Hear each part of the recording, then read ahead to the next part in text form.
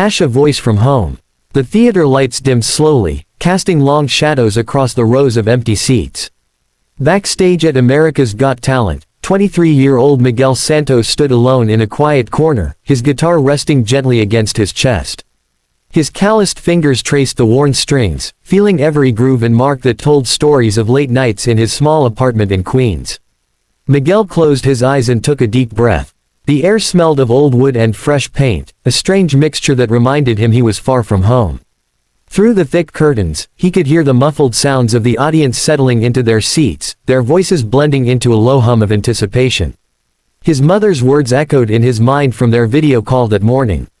"Anak, just sing from your heart," she had said, her face pixelated on his cracked phone screen, 8,000 miles away in Manila. "That's all you can do." Miguel opened his eyes and looked down at his guitar. It was the same one his father had given him 15 years ago, before cancer had taken him away. The wood was scratched and faded, but it still sang beautifully when Miguel's fingers danced across its strings. A stage manager appeared beside him, clipboard in hand. "Miguel Santos, you're up in 5 minutes." Miguel nodded slowly, his throat suddenly dry. 5 minutes. 5 minutes to show the world what he could do. 5 minutes to make his father proud. He thought about the long journey that had brought him here. 3 years ago, he had left Manila with nothing but this guitar and a dream that felt too big for his hands to hold. His mother had sold her jewelry to pay for his plane ticket. His younger sister had given him all her savings, money she had earned selling handmade bracelets at the market. "Make it count," his sister had whispered at the airport, tears streaming down her face. But America had been harder than Miguel expected.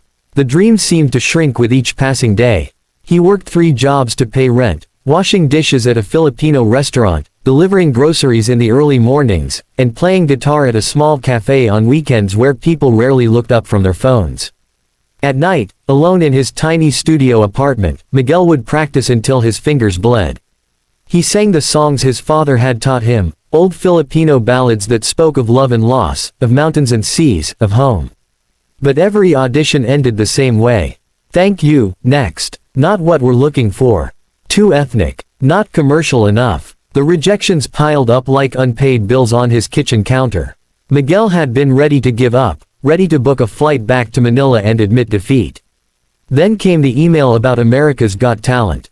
One last chance. One final attempt to make his father's sacrifice mean something. 2 minutes, the stage manager called out. Miguel stood up, his legs feeling heavy. He walked slowly toward the stage entrance, each step measured and deliberate. Through the gap in the curtains, he could see the judges' table. There sat Simon Cowell, his arms crossed, his expression unreadable.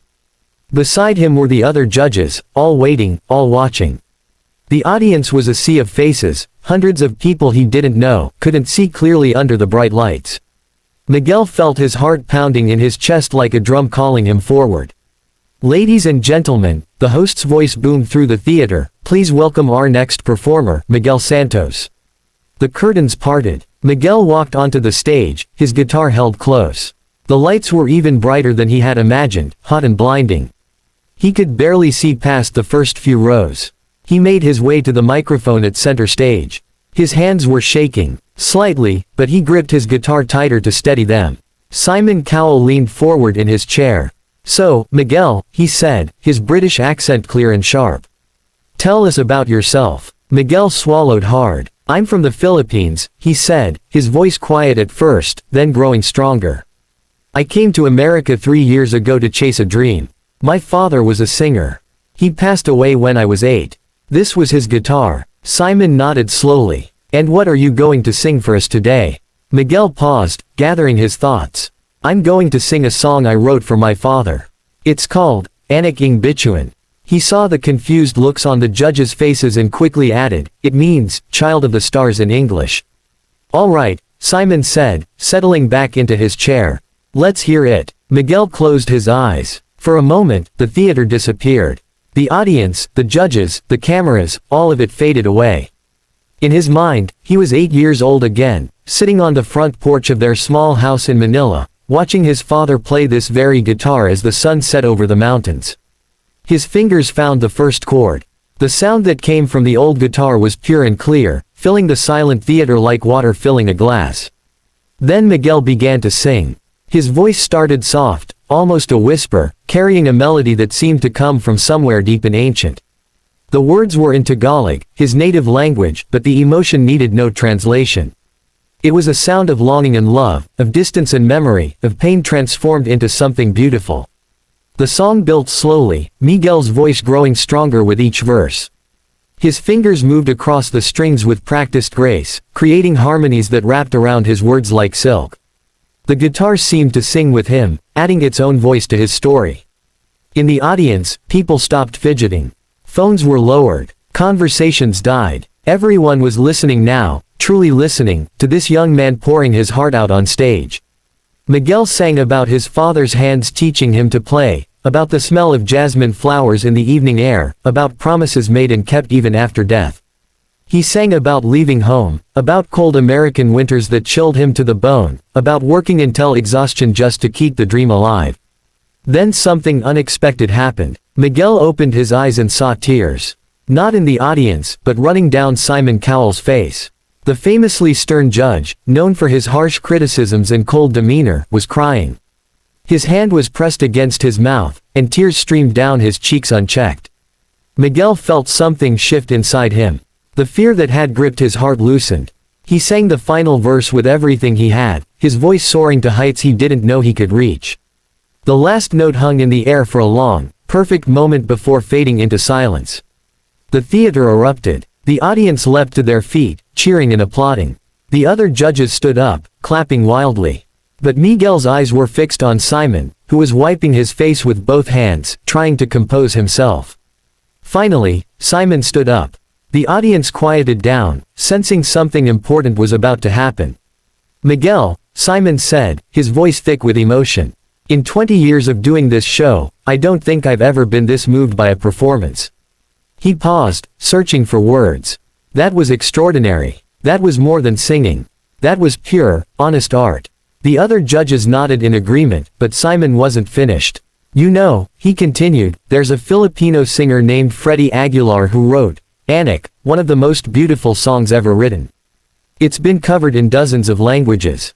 I've always considered it a perfect song." Simon's voice cracked slightly. "But what you just did, Miguel, what you just gave us, was beyond that. You're better than Freddie Aguilar." Miguel's eyes widened. Freddie Aguilar was a legend in the Philippines, a national treasure. To be compared to him, to be called better than him, was beyond anything Miguel had dared to imagine. "Thank you," Miguel whispered into the microphone. "Thank you so much." The judges gave him 4 enthusiastic yes votes. Miguel walked off stage in a daze, his guitar still clutched to his chest. Backstage, other performers congratulated him, stage crew members shook his hand, but everything felt distant and dreamlike. Later that night, alone in his apartment, Miguel called his mother. It was early morning in Manila. She answered on the first ring, as if she had been waiting by the phone. "Anak," she said. "How did it go?" Miguel told her everything. About the stage, about the song, about Simon Cowell's tears and his incredible words. His mother cried and laughed at the same time. "Your father would be so proud," she said softly. "He's watching over you, Miguel. He's always been watching." Miguel looked at his father's guitar resting against the wall, its worn surface catching the light from the window. Outside, the city hummed with life. Somewhere in those streets were other dreamers like him, working hard, hoping hard, believing in something they couldn't quite see yet. He didn't know if he would win the competition. He didn't know if fame or fortune waited around the corner. But for the first time since leaving home, Miguel felt something settle deep in his chest. A peace, a knowing. He had honored his father's memory. He had sung his truth. And in doing so, he had found his voice, not just as a singer, but as a man. The guitar strings glinted in the moonlight, waiting for tomorrow's songs, waiting for whatever came next. And Miguel was ready to play them all.